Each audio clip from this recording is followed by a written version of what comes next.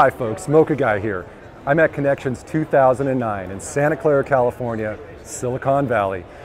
Gathered together here today is essentially the brain trust behind home entertainment networking today. We're going to be talking with a few folks today, learning how they connect their home entertainment networks at home and get a lot of other information from industry pros. Come along.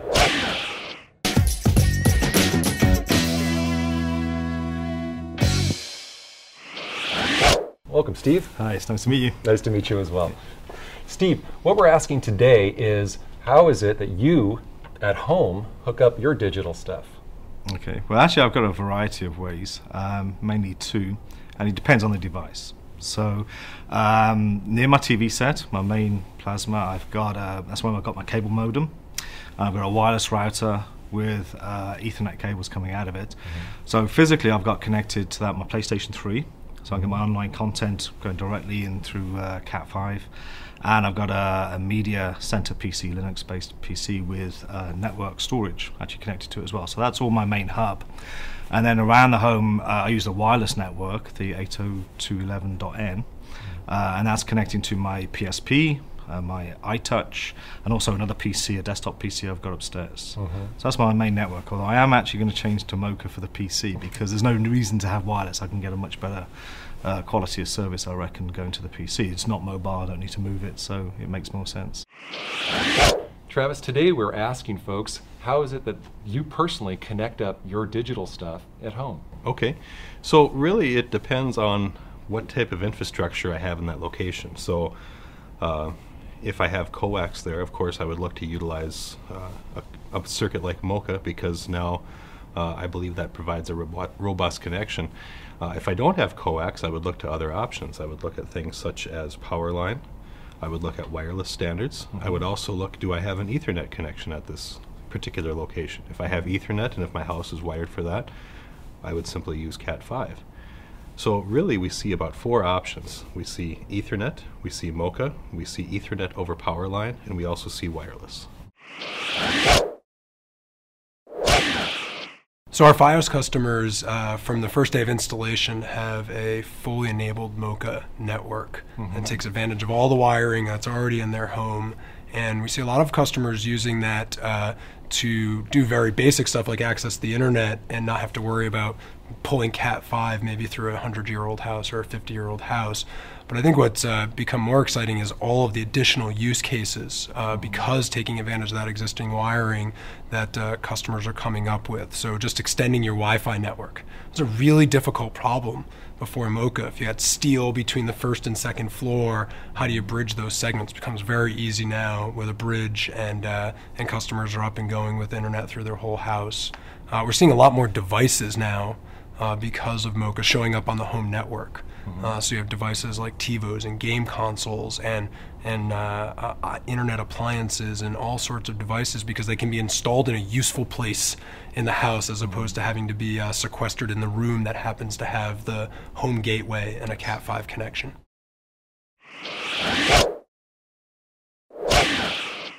What I've seen in the past is that it's making a simple installation, simple from the technician point of view or simple from the customer point of view, being able to plug and play, just the ease, the use, everything else that has to do with the ability to do something quickly, fast, and efficiently. I think the biggest challenge comes about is the consumer is inundated with choices today. The consumer being inundated with choices, they walk into a particular store, which one is right for me? How do I know which one I need to utilize? If I can get beyond and pick a particular standard, which one, if I just pick a particular product, which one is going to provide a robust connection? Because when we're doing things such as typical internet surfing on a computer, we might tolerate packet loss, we might tolerate congestion on the line, where I might have to refresh the page, it might just take a little bit longer to load.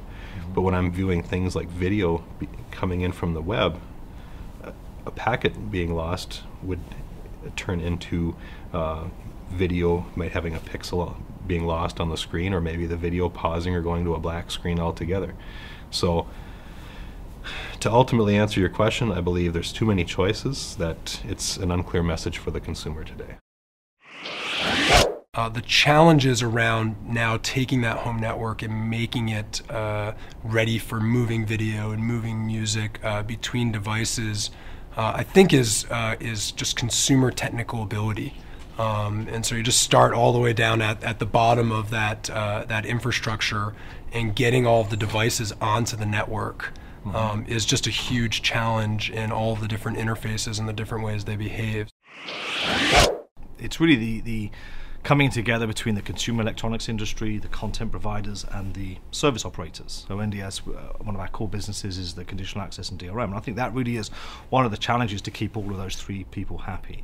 And it's all about content mobility. So when you bring in, if you record content on your DVR and you want to move it to a portable media device, being able to move that device, maintain the business rules, maintain the copy protection so that everybody in the value chain is happy, but keep the viewer in control and give them the extensibility of that content. So that really is the challenge, and there's standards forming now which hopefully will help with that.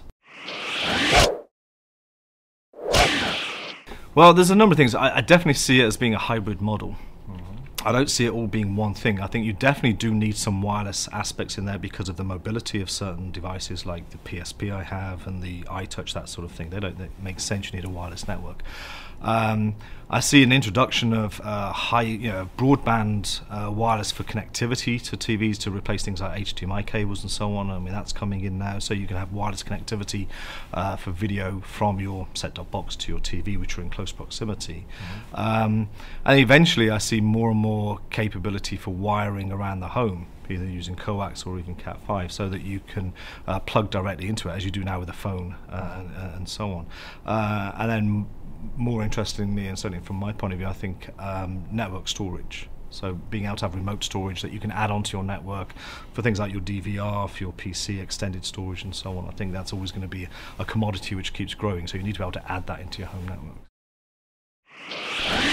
I see a lot of it still in the wired side. I see some of the wireless applications still fitting in quite well, but I see a lot of the wired side that's still the best connectivity that you have between devices.